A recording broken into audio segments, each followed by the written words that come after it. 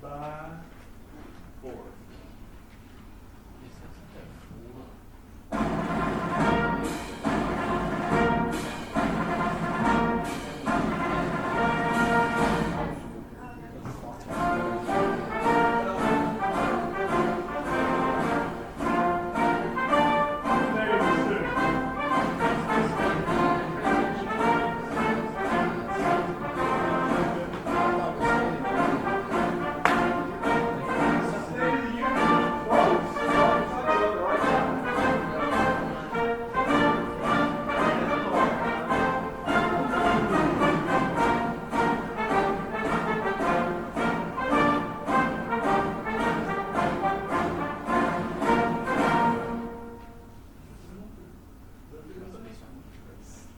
Hail to the chief.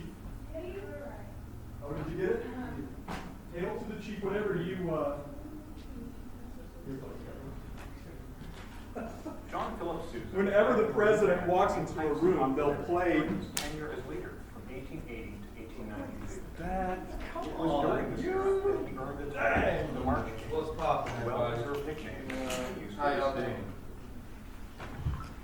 Whenever the president walks into a room, they play Hail to the Chief. It's etiquette to stand, and even a faux pas if you do not stand. And even when he stands, everybody tends to stand. When he sits down, you're allowed to Hey, sit but down. what My government class, our project was we had to be in groups and make our own presidential campaigns. And so I was the president of my group, and that's the song we used for my. That's fun.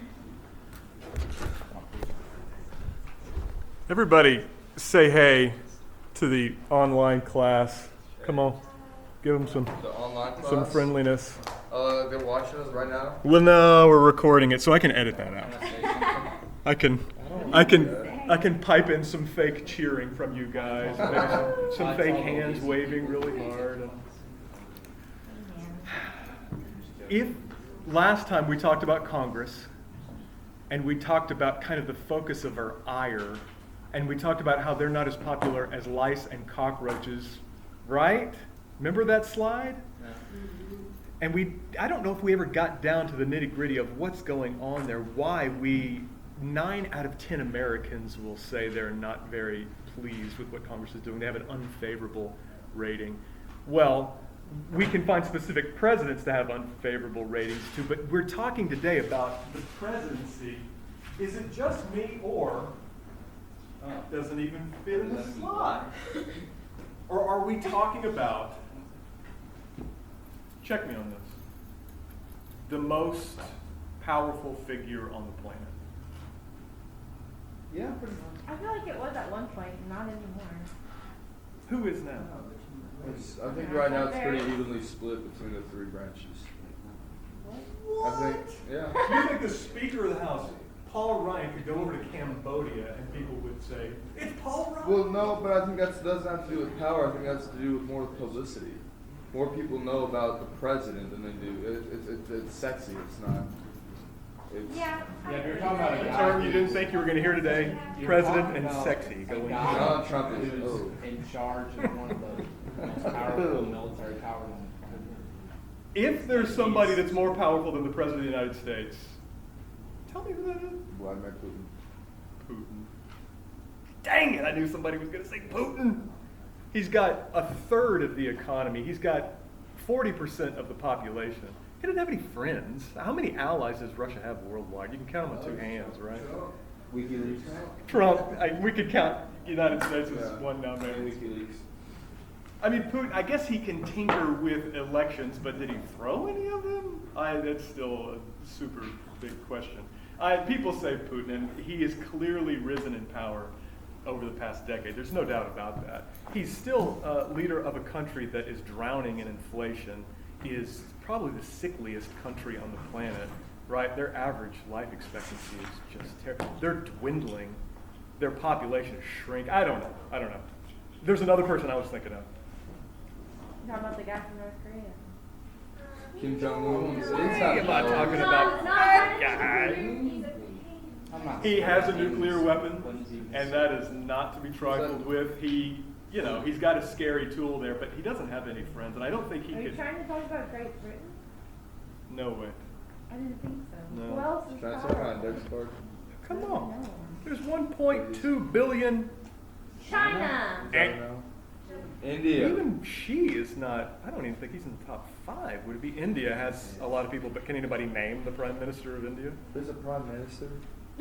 I'm just thinking about Nodi. it as- If I say the name, would anybody go, "Oh yeah, Nodi, that guy.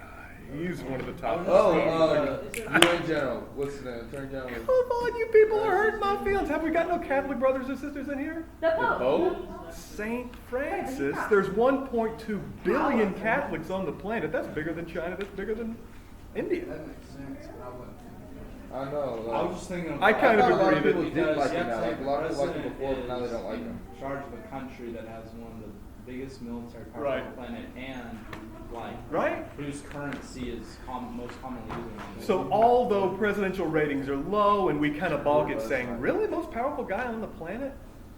Come up with the guy who's not, or the woman who's not, or the billionaire who, you know, is the most powerful fellow. I think the president's got it for decades in a row, folks. The Pope can get people's allegiance and loyalty, you know, but he's got the guys with the pikes, and that's about it. Could he actually Are marshal you counting? troops? Are you counting Is there- influence I as don't- power? Oh yeah. Okay, then yeah, I'll take the president. And we're losing that influence. There's no doubt that our American dysfunction, our American malaise is hurting our stature. But everybody else is hurting too. This is not an us-only thing. Populist leaders are being elected around the world.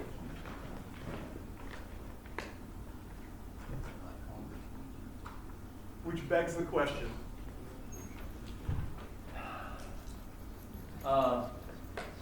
What is it about the presidency that makes it the most powerful office or the most powerful person on the planet? Kind of like with Congress, I've got this question that'll idle throughout the day. Oh. Y'all get iOS 11. We'll get to that just yet, okay. Let me go back to this. Oh, I ruined my joke. Most powerful office or person, right? Let's dig into the job description of this awesome figure. So, Constitution gives the power of the president. He shall be the commander-in-chief of the Army and the Navy and the militia of the several states. So is that the answer? That he can control the largest military on the planet by a factor of, what, 3 or something? Depending on how you calculate power. We spend more than the next 9 countries combined on military power. So clearly the president has that. He can't declare war. Yeah. Can't he declare war? But he can declare orders against Congress. He can what? He can give orders to anyone in the military who wants to. The president can tell people in the military to do what he wants done, and they can promptly say, I'm kind of waiting on Congress's dough for that to happen. I'm not going to do that without getting paid. Or they can make an in-run. Or they can call a reporter and say, would you believe what the president just told me to do? But It's like interesting. like in general. I hear you. Yeah. I hear you. Okay, so let's hold off on Commander-in-Chief. That's a big one. That's probably the biggest one. There's no doubt. What can he do with that? He can require the opinion in writing of the principal officer in each of the executive departments. That's not a big deal. Forget That's about that. pardoning power. Pardoning power. He can pardon That was interesting. criminals, folks. He can pardon criminals, and this is part of why he's the most powerful. Is there like a limit? How does that work? I always want to Because know. I You read talk that like before, 1 a and year I or see- like. They never do it until they're leaving office because it's a terribly unpopular thing to do. So, a month before they leave office, they'll pardon about 19 people that got a raw deal, and even the judges would say, look, you need to pardon this guy. And so they'll get some people cleared out. Is Is that that like a mass pardon? Like everybody was convicted of like possession of marijuana or something, Yeah. and then when it He could. And that's what makes him the most powerful. They've never done it. Well, I'm saying like what if it gets legalized, like marijuana gets legalized, then he'd have to pardon all those guys. No, he wouldn't. I could see him doing. Yeah, he it for, probably like, wouldn't a either, right? criminal who could like benefit the country in some way. Let's figure this out. How about clause 2 of Article 2? He shall have the power to make treaties. Oh, so that's it. He can go around the world and he can sculpt the world's international relations. No, that's with the advice and consent of 2/3 of the Senate. He doesn't have that power. So it's ambassadors? He can appoint ambassadors around the world? No, the Senate gets to say no to that too. Supreme Court judges? No. What is it? He gets to recommend them though. No? He gets to name the name, and then the senators can say yes or no. Does that sound like a big power to anybody else? I It is guess. if you have if all of the Senate and You have control of the Senate. yeah. Are you getting where I'm It's going like with this? Star Wars. Let's go to clause 3. The president shall have the power to fill up vacancies that happen during the recess of the Senate. They don't happen enough. That only happens if you kill off all the senators. Ooh, so that's it. He can take his military, he can kill the Senate and replace them with the people that he wants. So you're saying if a coup happened, it's from the president? I think what I'm saying is, The president can where's the decide beef? on his staff. He's not gonna folks? have, like, the whole Senate. Yeah, he's Go not- read your He's about to Constitution. replace a whole staff. And there's not really a clause that says, he shall be the mastermind of the universe. He shall have all power vested in 330 million rich people. There's nothing there. The founding fathers wrote this thing up to be shorn of power. They were scared to death of a king. And so when they wrote up the executive branch, they were hesitant to give it to one guy. They had ideas of cycling presidents in and out that have 1-year terms. They had an idea of a president that was elected for 2 years and couldn't be reelected. They liked the idea of a guy that got in, presided, got out. Don't let the guy get too powerful. Even the term president. Get this. I had the slide with the president on it, right? Gravity. They didn't know what to call the president. They were tinkering with terms. George Washington said, His Excellency is what we shall call him. And everybody, as soon as Washington walks away, they're like, we're not calling His Excellency. We're going to cut that out. And so they came up with their own term. They kind of coined the term president because they liked the idea of somebody that just presides over everything. Not somebody that was the hierarchy. Not somebody that decided anything, just presided. They wanted it to be a fangless term. And 230 years later, what do we got? A term that's got that clenched fist, feel to it, of power. So that's kind of a piece of what I'm talking Well, I about. kind of noticed How in that- the world does a guy without the job description become what it is? Maybe I think it's it's just our interesting. view of it. He's not necessarily the most powerful person in the world, but because our nation is the most powerful, he's the head of our nation, therefore we put that view on him as the most powerful. Yeah, that's We're what I was getting saying there. earlier. It's just the We're way the getting media portrays him. What were you saying? I was saying, I thought it was interesting how most of the powers the president's given is he has the power to do this, but ... and that right there kind of limits it. That's what Yeah. I said. Okay, have you got the big question?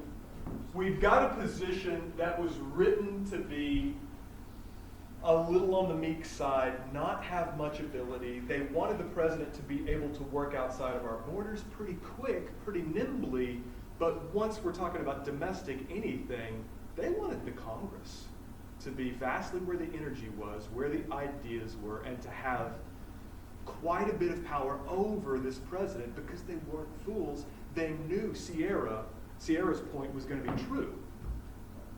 Kind of. If we were to become a country, if their federal idea was going to work, we were going to kind of vest in that one person maybe a lot of our loyalties and allegiances. That's a big answer to the question. Let's get there a little more slowly. But before we do, one more intro point that kind of drives the big question is that second one. What is it?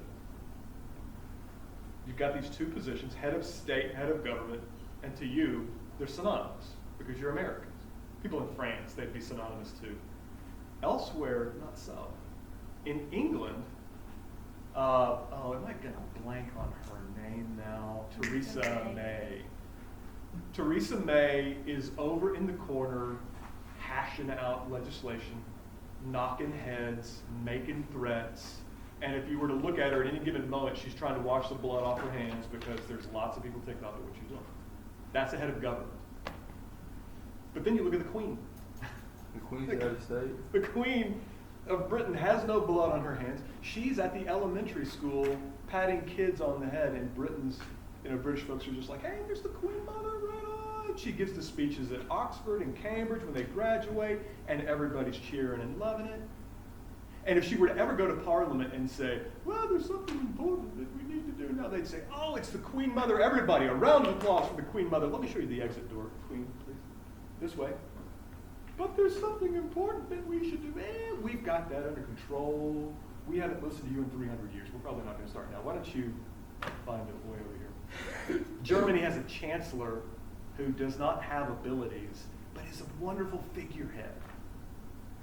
Do you get it? So they got like a puppet and then somebody does the dirty work. They have a, Yeah. they have a face if you think of it. Yeah. We've got a president that tries to play both roles. Other countries understand that that's a stupid thing to try to do. Except we do it good, so I can suck it. How about this? President Obama was going to he did speak at Notre Dame's graduation 4 years ago, I think. And when he showed up, the President of the United States at Notre Dame, he had, was it like a tenth of the students graduating walked out. There were protests, there were signs, they were ticked Obama? off on President Obama. Because this is a Catholic school, he's pro-choice, Oh. it's still quite Catholic school, and this happens, It happened again. How about It's President white guy. Trump speaking at Liberty? Oh, Mike Pence, right? It was They did it with Mike Pence too. They walked out on Mike Pence, they walked out on Trump. We try to keep these things together, and the rest of the world says, don't you know your head of government is going to make enemies? Don't you know that making sausage is an ugly thing to do? You ever heard that phrase, making sausage and making laws, two things you never want to see happen? You won't eat sausage if you see how it's made. You will not respect laws if you see how they're made. It's an ugly process, folks. It's scary. That's part of why I think Obamacare was as unpopular as it was. If you ask Americans about each little clause, you know, should people be able to stay on their parents' insurance if they're in college? Well, yeah, sure, that sounds good. Should people not have their pre-existing conditions held against them when they try to get new insurance? Yeah, that sounds right. Should people that don't have insurance be able to go to the hospital, get a $90,000 bill, and then foist it on the rest of us? No, everybody should. You know, these things are kind of popular on their own. Call it Obamacare, and it goes whack. Because we saw it being made. I think that was a part of it, at least. Huh. There. So, I don't like that subtitle, getting the job description. But the first one works. The president does have a job description. I mean, I was being a little facetious when I was saying there's nothing there. One of the biggest phrases that the president gets is that first one. The Constitution allows the president to take care that the laws be faithfully executed. Now, you can forgive the founding fathers for thinking that phrase would fly, right? Who would think that that would become a really powerful clause? But it is. Oh, and I want to give you an example about you on this, because you're smart enough to know that a bill can be interpreted kind of widely. Somebody can be handed a bill and they can say, well, it says this, but I want to cut to the spirit of the thing, and we want to administer what they really wanted out of Congress. Their language is a bit off. And I don't have a great example. Here's my example I'm thinking for you. What if your mother, when you go home for Christmas, leaves you a note saying, look, 2 a.m. is a little much for this house. We're still kind of in charge of the house. We love you, honey, but can you make it in by midnight? And let's say you come in the next night a little late. And your mom holds up the note. She goes into your room at 7:30 and wakes you up and holds up the note and says, what does this say? could you then say, I didn't know if you were talking about Central Time or Mountain Time or Pacific Standard Time? My mom would hit me. Could you say, Mom, your handwriting, no offense, I had trouble reading that note. Could you say, did you write PM or AM? You didn't. How was I supposed to know? Could you say, did you date the note? There's no date on that. I didn't know when that thing was written. I thought that was when I was high school. I'm 20 now. Come on. Could you tinker with that language? Of course you could. And would. And will. Throughout your life when you read things, you will try to interpret them in your interests. And the president does the same. Successfully. Because they've afforded him quite an ability with language that opens that gate for him. What about that second piece? Is that a formal power? Why put it there? By the way, I've got a different organization than the chapter. The chapter says executive, legislative, judicial. I've got this other thing that I like a bit better. Even though I've used this book for 5 years, this is one of the things I'm a big fan. What's the bully pulpit? Power of influence. It's not where like they try to expose the president. No. Like the president tries to expose all the problems.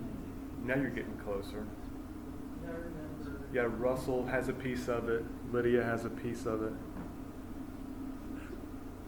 We were discussing it last year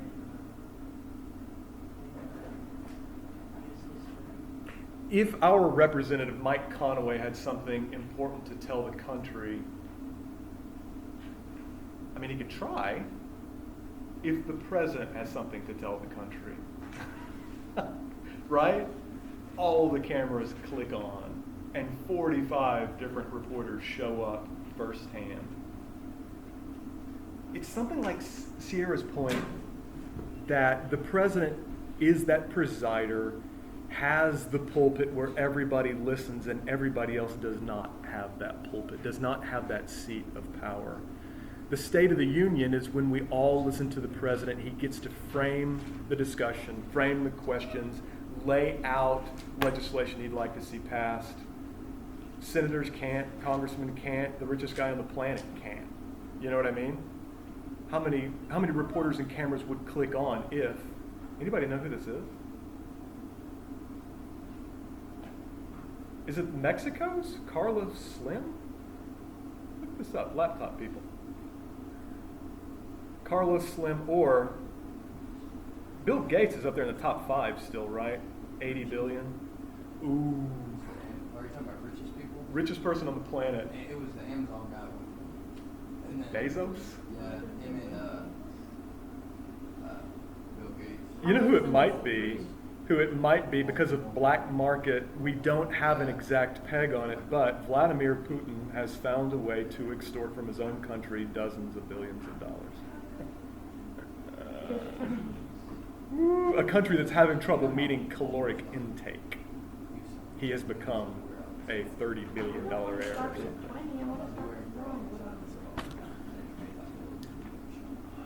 Yeah, Carlos.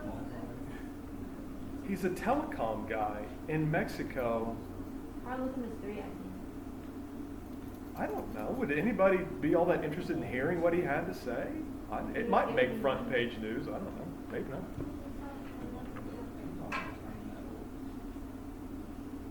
In the text, there's tons of stuff in the legislative, the executive, the judicial piece. So I'm just not supplementing here. I'm bringing up a few things and pointing them out. Executive orders are a big deal. This is another one of those things that the Founding Fathers would have said, where are you getting that again? Well, in taking care that the laws be faithfully executed, every now and then we'll write up rules to the laws that are existing to clarify these things. We call these executive orders. This is how we're going to administer existing laws. Throw in the fact that Congress isn't exactly trying to hamstring the president anymore. Okay? I'll say it again. Consider the fact that Congress has given up on wanting to be the most powerful branch. They're happy to defer a lot of their tough tasks to the president to administer. But the Supreme Court has stricken things because they allowed the president too much power. Yeah. Okay. If that's the formal piece, ask questions. Yeah. What about this thing? Presidents have powers to say no and to hide and to exist outside of the structure. One of these is not in the text, the one with the question mark. The veto is a big deal. That's a gigantic power. A unanimous Congress can have one guy say, no, go back and do it again, and this time I want Obamacare gone, right? And this time I want a wall. If I don't have a wall, I will stand here for 5 years vetoing everything you do. That's a big ability, folks. Privilege.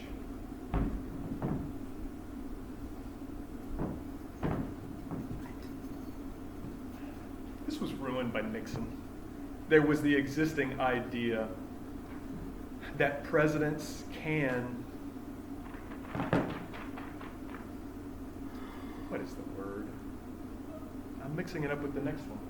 Exist outside of the structure was my phrase? Exists outside the office. Yeah, and let me go ahead and blend it in. Let me say this thing. Is it possible that presidents aren't beholden to laws? They're going to follow laws, right? They have to follow laws like everybody else. Would the presidential limo be pulled over for speeding? But would the presidential limo be speeding? If he killed somebody, they'd get it. Would the presidential limo be speeding? Yes, probably. Let me put it another way. John Locke, the author of our government, has a couple of different writings where he says, look, let's be clear about this. Philosophically, presidents have to exist outside of the laws. They can't be beholden to these laws. If they're supposed to be the securer of liberty, then they need to be able to do what they need to do. Philosophically, when you think it through, laws don't apply to them, he was saying. And we would say, shut up, come on, that's not so. And then we'd take a look at American history, and we'd see the Constitutional Convention being called the way that it was. We'd see Andrew Jackson pushing Native Americans out of Georgia, and the Supreme Court saying, you have to stop that right now. And Jackson saying, Chief Justice Marshall has made his decision, now let's see him enforce it. And he kept doing it. We saw Abraham Lincoln suspend the writ of habeas corpus and say, don't tell people while they're being arrested. We don't have to do that. And the Supreme Court said, oh yes, you do. And Lincoln, for 2 years, saying, have you got some Supreme Court SWAT team I'm not aware of to come force me? 2 years he continued suspending the writ. And then when everything is safe, he says, now let's tell people why they're arrested. What about FDR? He makes an executive order for increasing the number of the Supreme Court because they were ruling against his programs. He was going to offer an assistant for everybody that was over 70 years old to increase the court size to 14 and therefore get everything he wants passed. What happened? The court backs down. And then, remember this? In the middle of the World War II, he does something that everybody knows. The Supreme Court would say, you gotta stop. When he's putting Japanese people in the internment camps. The Supreme Court learned from history, at least, and didn't give a verdict right away saying, you have to stop doing that immediately, because they knew he was going to ignore them. He does it, and at the end of the war, when everything is safe, he says, oh, that was for their good. We were protecting the Japanese people. Yes, I know they're American citizens. Yes, I know they have rights. We were protecting them from Americans that maybe mistook them for enemies of the state. Now let's let everybody go. And that's when the Supreme Court said, by the way, that thing you did, very unconstitutional. And he said, oh, I know, forgive me. That was awful. You get it? The textbook doesn't have it, but it's something interesting to bring up. That the very person enforcing the laws may exist outside those laws themselves. Like a Halloween message.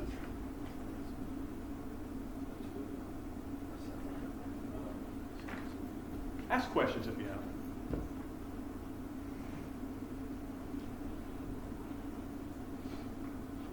I don't have anything written down here because I don't think there's a good answer.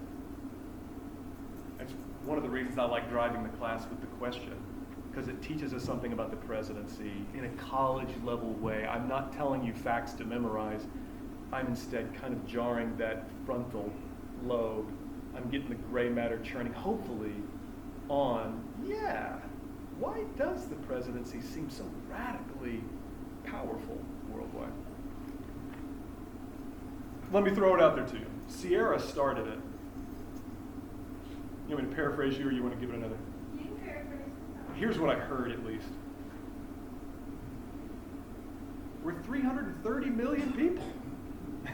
We're a big country, the third most populated country on the planet. And we find the president to be authoritative. You said something more than that, though, maybe. I'm seeing your face. I don't quite know how to describe it with that, though. Just basically, we're the most powerful country in the world in our minds. And he's someone to imprint that on. Since he's our leader, he's the one who best all that power. That's interesting. Regardless if he has it or not. That's interesting. If you go over to Laos, they don't think of themselves as the most powerful country on the planet. If you go to Pakistan, they don't think of themselves as the most powerful country on the planet. We do. we think, come on guys, you're Laos, you're Pakistan. Do you want to work with us? We'd be happy to take your ideas. And in our supreme confidence, sure. Is that wrong?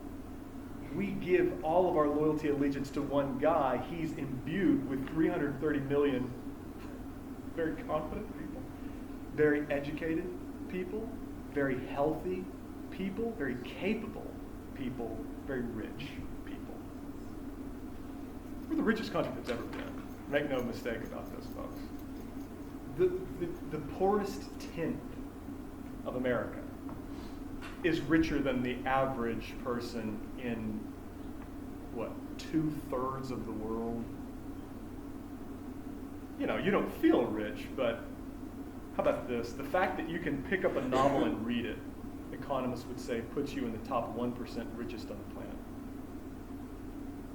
You had the education, you had the free time, you bought the novel, even if it was used, you had the free time education, and you had the mental space and security to read a novel. Top 1%, they say. Mercy. The majority of people in poverty still have TV. And cell You mean the phones. United I think more than half of Yeah, in the Africa US, has not- cell not- phones. So the world's changing. There's no doubt about it. Boy, China is coming out of poverty fast. Really fast. So the world is changing. But so there's Sierra's answer. Boy, it's a thick one. I like that one. Why? Else, somebody give me another one. Somebody make a military case.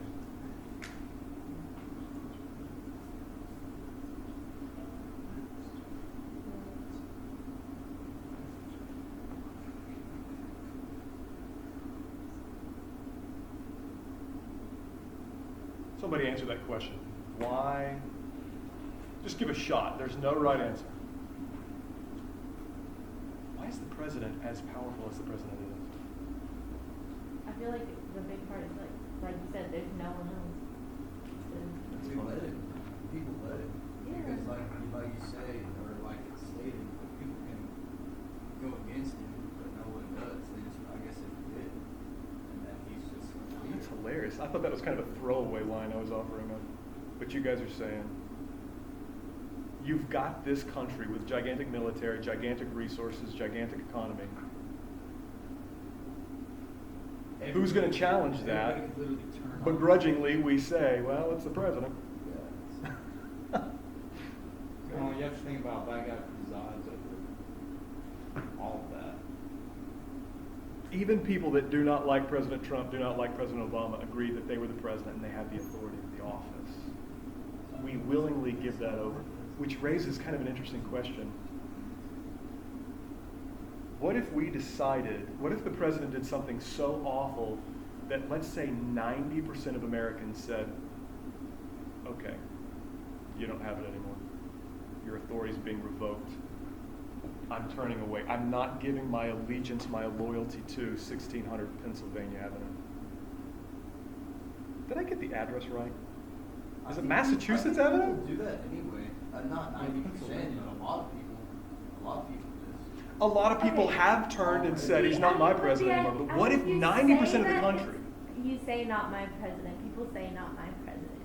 But They you're don't have to still do it. gonna pay your taxes. You're still gonna do what the They law don't have to requires, have it. even if you disagree that he shouldn't be the president. Even though Imagine, Trump it's, doesn't pay. it's a thought experiment, okay? The president, after this catastrophe, after this bad moment, says, I want the National Guard out, and I want them to go into these states, and I want to make sure, via military law, martial law, that the rules are obeyed. And let's say the National Guard goes, Civil War right there. I'll have all of you court-martialed. Probably not 90% of us, right?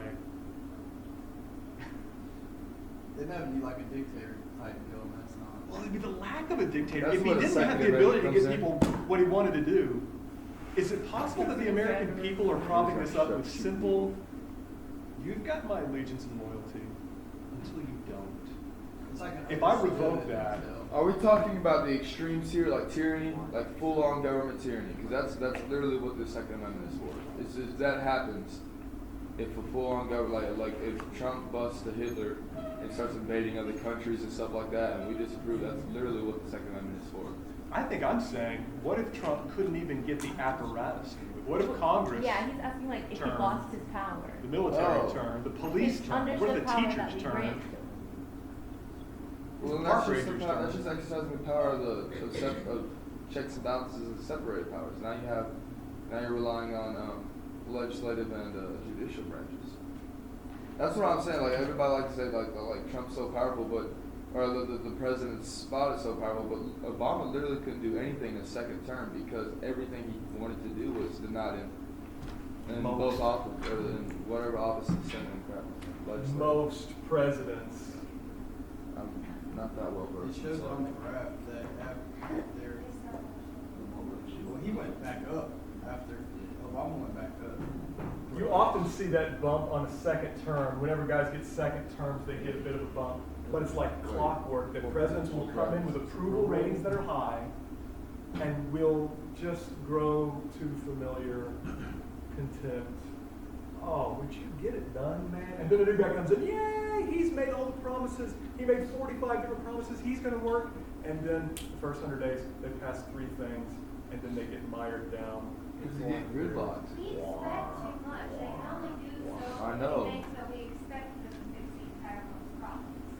The job description itself flat out will not let these people do much. And yet, we expect them to be king-like in their power. But we shouldn't give them too easy of a pass because what do? Every election cycle, Make the promises we they made. promise the world. They promise us 50 different things and a platform. Not, I'm going to give this a shot. These are the things I will do on day 2. This will be so. Elect me. This will be so. Knowing full well I'm not going to get any of that done. Knowing full well 3 things at most would be considered a successful honeymoon. That says something about us.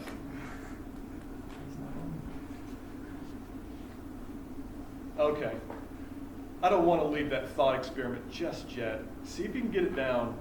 The job description does not give them much power. I think Sierra Russell think Ryan had a piece of this too. Not Jesse, Ryan. Yeah.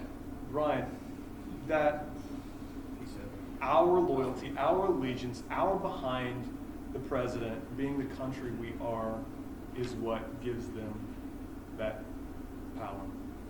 And if that's so, if it's not job description and it's nothing that he has directly, if the military, if the cops, if the Congress, if the patriots of the country ever decide that's a step too far, we're going to need you to step down, and we're not going to do anything you say from this point forward until you do. It's kind of like Well, then maybe this really is he only self-governing. has power because we're allowing him to have power. We allow this guy to be as powerful as they are. I mean, the people elect him, but it's not like he's just in there. Even at the, what's it called? Yeah, even though they eventually pick him, it's still. Okay. Take a picture of that if you want. What about this thing? See at the bottom? What's that? The graph, I didn't quite know what I What if it's not the position? What if it's not the office? What if it's the guy? Or the soon-to-be woman? We think.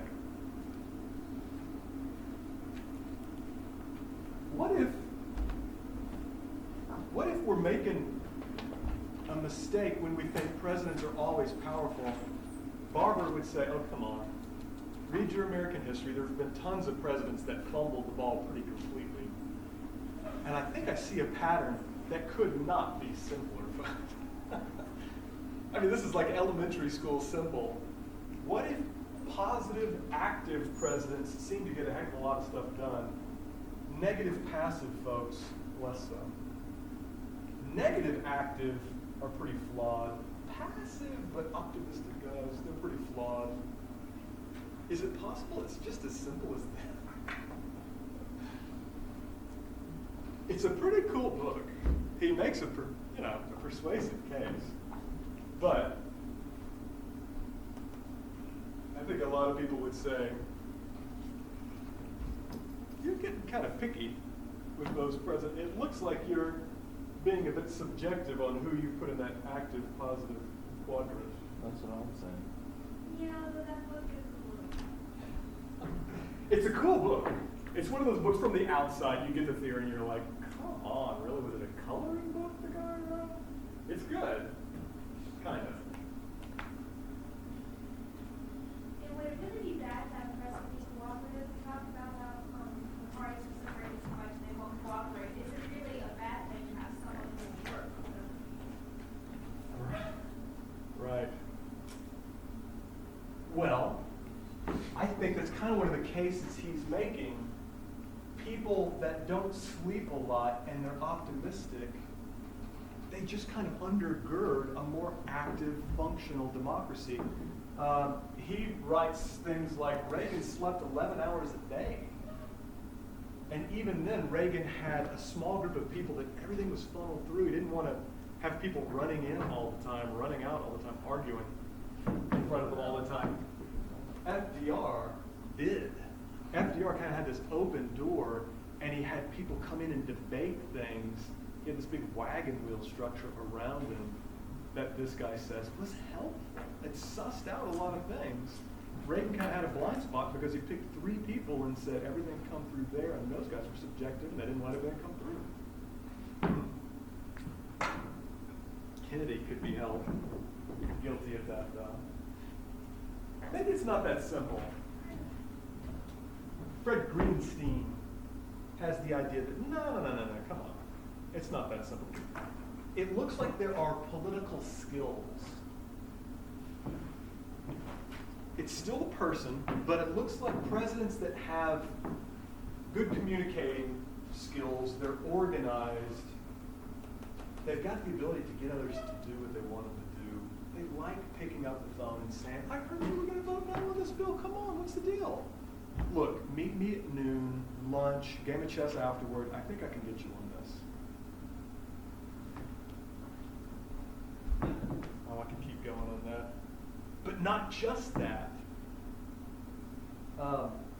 LBJ was a grump. He was a bully, is what he was.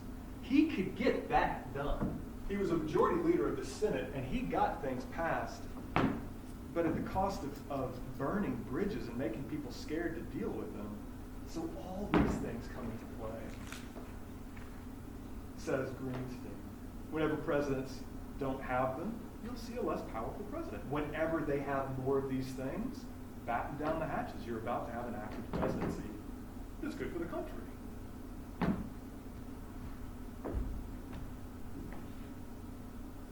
Maybe it's not the guy or the office.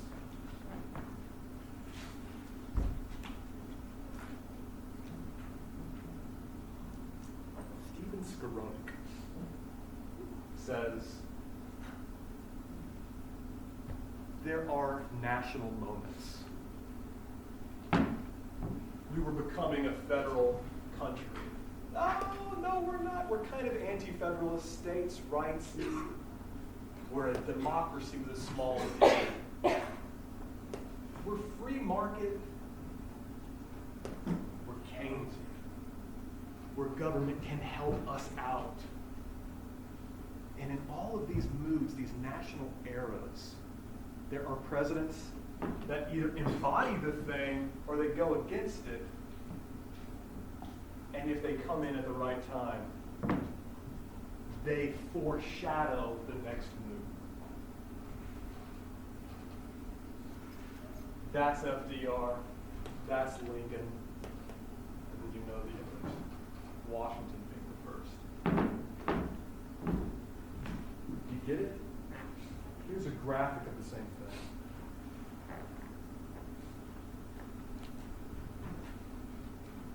If the mood is on the downswing and the president is actually offering up something new, he thinks that's the time to be the entrepreneur. That's when presidents frame the new mood coming in.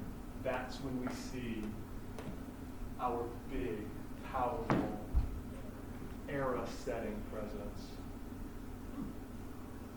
It's neat. It's a cyclical idea, kind of like this thing that I just drew.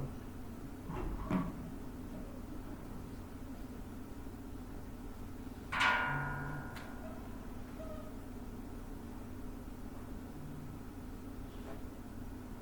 think, is that what I want to do? So, I have my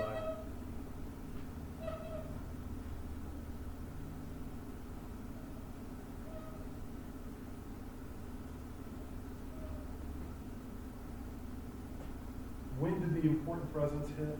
When did the presidents that make the biggest waves and craft what America's going to be, when did they hit? On the downslope. Here, here, here, here, here. So do I have it right? I don't think I have that quite right. But, boy, that's an interesting idea.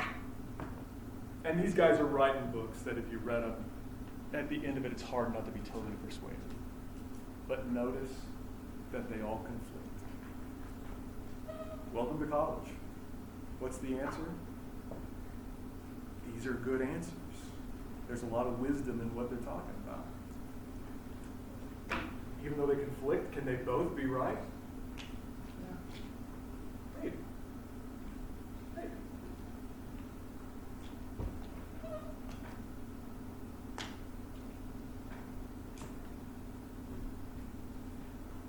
Let's get some in-class writing on this idea. Groups of, you want to do 2 or 3? Let's do that. 3. Up to you. 3. Go 3 if you want. 4 is right out. 2 or 3. See if you can analyze. Let's do Trump and Obama. Let's do Reagan, and then let's do FDR. You want to throw another president in there? Throw another president in there if you want. See if you can kind of think them through, understand them a bit better, via these ideas and what we know so far.